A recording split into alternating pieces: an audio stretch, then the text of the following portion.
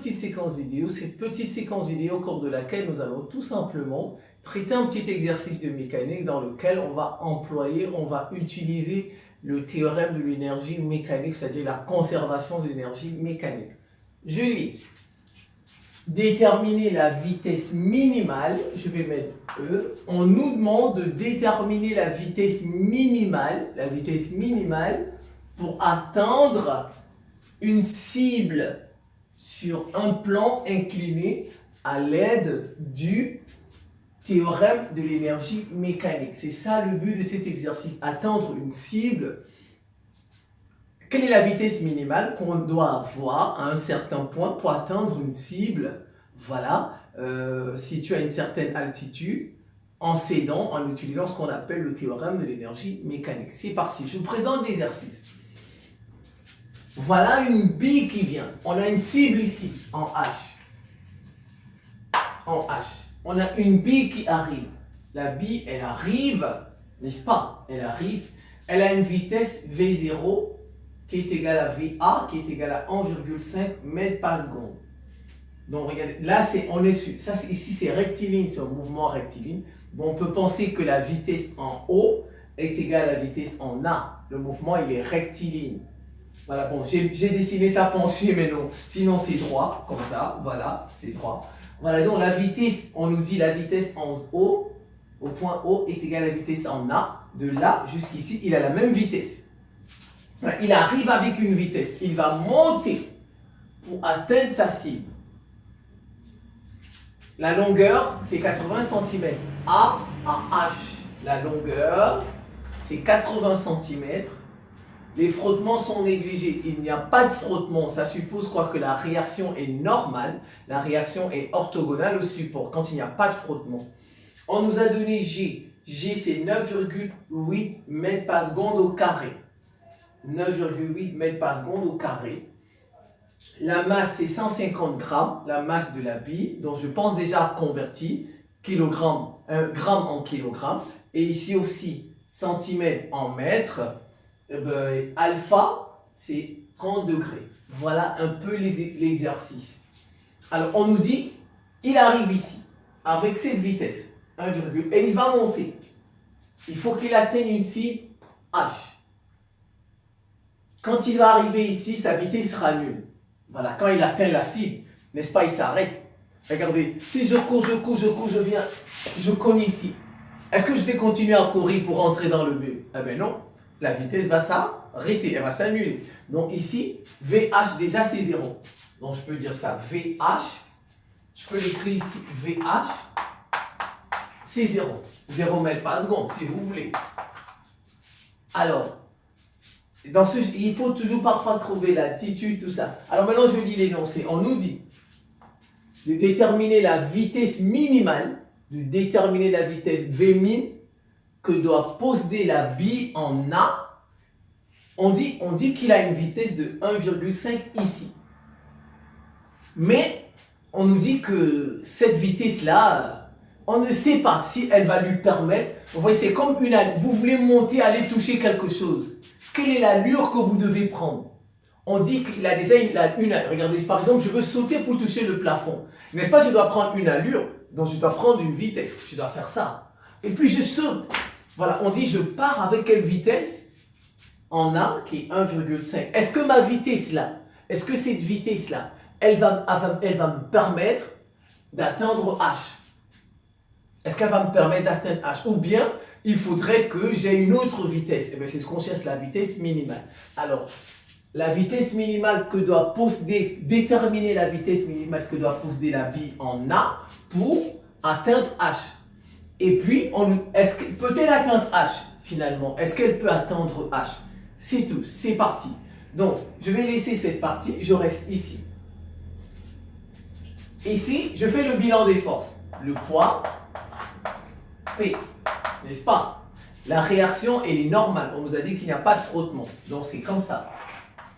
Alors, il y a un angle droit ici. Elle monte, même chose. Le poids, il est comme ça cette fois-ci.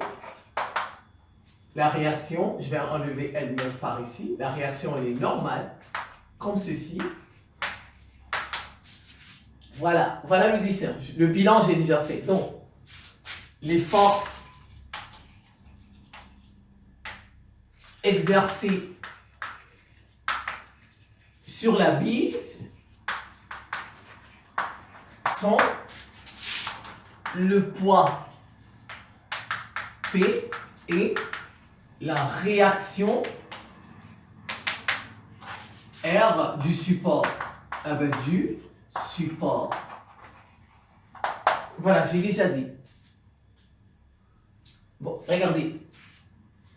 En réalité, l'énergie mécanique, regarde, pourquoi d'abord pas, premièrement,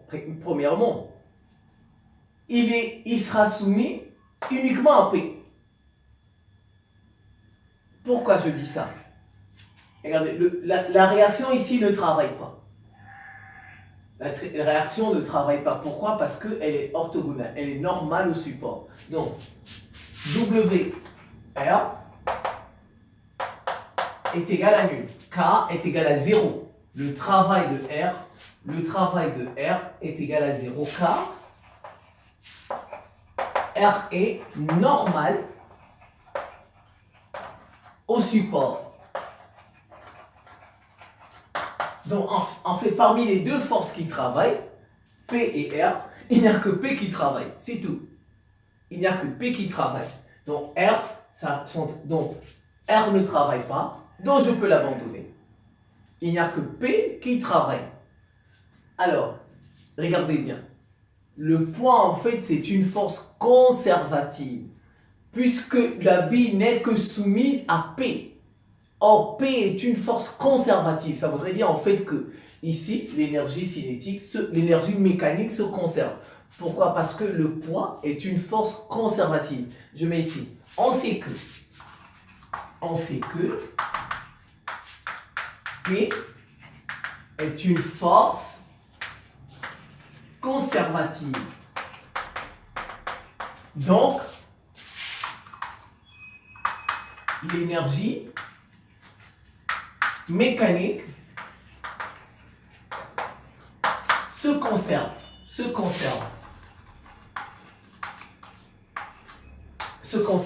Voilà, ça veut dire que tout au long sur le plan incliné, tout au long de la montée, l'énergie mécanique va se conserver. Donc l'énergie mécanique en A sera tout simplement égale à l'énergie mécanique en H. Donc E, je peux l'écrire ici. E, puisqu'il n'y a pas de place, EMA serait égal à E, non, ici, EMA serait égal à EMH. Voilà, l'énergie mécanique en A serait égale tout simplement à l'énergie mécanique en H. Pourquoi? Parce que la bille, elle est soumise uniquement ici à... C'est le poids qui travaille uniquement. C'est le poids seul qui travaille. La réaction ne travaille pas. On vient de le montrer. Son travail est nul. Le poids travaille. Et le poids, c'est une force conservative. Ça voudrait dire tout simplement, tout au long du plan incliné, tout au long du parcours, l'énergie mécanique sera conservée. L'énergie mécanique en A sera tout simplement égale à l'énergie mécanique en H. Alors maintenant, je peux remplacer. On sait bien que l'énergie mécanique, c'est la somme de l'énergie cinétique et de l'énergie potentielle de pesanteur. Donc maintenant, je prends les deux là. Quand j'essaie d'économiser de l'espace, je prends les deux là, je les mets ici, je remplace. Ça fait ECA plus EPPA sera égal à ECH plus EPPH. Vous êtes d'accord? Regardez, ça, c'est l'énergie mécanique en A. Par ici, c'est l'énergie mécanique en H. C'est tout. Maintenant, je fais des remplacements. Je commence à discuter. Regardez. L'énergie cinétique en A. Il en a. Il a de l'énergie cinétique en A. Il est en train de monter. Donc, il a de la vitesse. Il est en A. Il est en train de monter. Donc, on a ça reste. ECA. EPPA. Il est au sol. Vous voyez, il est au sol. Il n'a pas d'énergie potentielle parce qu'il est au sol. il est en train de monter. Bien sûr, quand il sera ici, il aura une énergie potentielle. Mais ici, il n'en a pas. Donc EPP, ça, il n'y en a pas. Ça, ici, il n'y en a pas. Donc c'est fini. Je mets égal. Je viens par ici. Énergie cinétique en H. Oh ben non. Regardez, en H, il n'a plus d'énergie cinétique parce que ben là, c'est la fin. On a dit ici, VH égale 0. Regardez, si je tombe sur le mur, je cours, je tombe sur le mur. Est-ce que j'aurai encore de la vitesse? Est-ce que j'aurai encore de l'énergie? C'est fini, le mur m'a arrêté. Il n'y a plus de vitesse, il n'y a plus de mouvement. Donc, et là, VH, c'est 0, ça a déjà été. Donc, en fait, ici, il n'y a pas l'énergie cinétique en H. Ici, il n'y en a pas. On va voir EPPH. En H, oui, il y a une altitude. S'il est ici, regardez, ça, c'est le sol. Ça, c'est le sol. Donc, il a une énergie potentielle de pesanteur en H. Finalement, on trouve E, P, P, H. Voilà ce qu'on trouve. Et puis maintenant, je remplace chacun.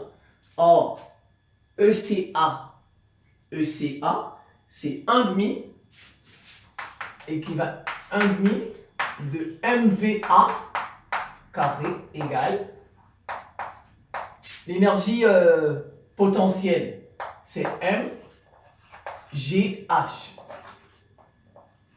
Vous êtes d'accord? En A, l'énergie cinétique, c'est 1,5 de MVA carré, qui est égal à l'énergie potentielle en H, c'est MGH. L'altitude, H, c'est l'altitude, ici. Alors, donc, on nous demande de chercher la vitesse minimale. En fait, je dois mettre ici vitesse minimale qu'il doit avoir. Ici, je vais mettre min, vitesse minimale au carré. C'est ce que nous cherchons. Regardez, les M et les M, ça se simplifie. M et M se simplifient. 2 va là-bas. Voilà. Donc, ça fait V min au carré égale 2 GH. Vous êtes d'accord? Puisque les M se sont simplifiés. Les M se simplifient. Il vient au dénominateur M, ça part. Donc, le 2, il vient ici, ça fait donc V carré de min 2GH. Je peux mettre ça ici. Je vais essayer d'effacer d'abord. Ça fait V carré min 2GH. Pour enlever le carré, on met la racine. Donc, ça fait V min égale racine de 2GH. Voilà, j'encadre. Ça, c'est l'expression du vecteur vitesse minimale. De la vitesse minimale. C'est l'expression de la vitesse minimale. Racine de 2GH. Maintenant, il faut trouver H. Voilà H. N'est-ce pas? Ça, c'est H, l'altitude. On est dans un triangle rectangle, ici. Donc ça, c'est le côté opposé à alpha. Donc quand c'est côté opposé, on fait sinus. Donc je vais chercher H. Donc sinus, alpha est égal côté opposé, donc H, divisé par l'hypoténuse. L'hypoténuse, c'est L. Mais nous cherchons H, donc H sera égal à L sinus alpha. C'est tout. Je viens, je remplace V min égale racine de 2 G L sinus alpha. Maintenant, je fais application numérique. Application numérique. V min, je convertis 2 fois 9,8 fois L. L, c'est 80. 80 en mètres, ça en fait 0,8. 0,8 en mètres. On nous a dit sinus alpha, sinus 20. Sinus 20. Maintenant, ça, c'est la calculatrice. Ça, c'est la calculatrice. Je vais prendre la mienne. Je vais calculer tout simplement. Et 2,3 mètres par seconde. Je vais le mettre ici. V min égale 2,3 mètres par seconde. Regardez, la vitesse minimale, c'est ça, V min. Il doit avoir cette vitesse s'il veut atteindre la cible H. Ça, c'est la vitesse minimale qu'il doit avoir, minimale. Mais regardez, on nous a dit dans l'exercice, n'est-ce pas? On nous a dit qu'il arrive en A avec 1,5. Est-ce qu'il peut atteindre sa cible? Eh bien non, il ne peut pas. Parce qu'on nous dit, la plus petite vitesse doit être 2,3, mais lui, sa vitesse est 1,5. Eh bien, il ne peut atteindre sa cible. Donc, V min est supérieur à VA, n'est-ce pas? V min strictement supérieur à V. V min, c'est 2,3. VA, c'est 1,5. Moralité, il ne peut atteindre sa cible. Il ne peut atteindre sa cible. Et ben voilà. C'est tout. Voilà. C'est la fin. Vous revoyez ça tranquillement. Vous faites avancer, vous revenez et ainsi de suite. Ce que vous n'avez pas bien compris, vous regardez encore ça plusieurs fois. Mais je pense que c'est clair. Je vous remercie pour votre attention et à très bientôt.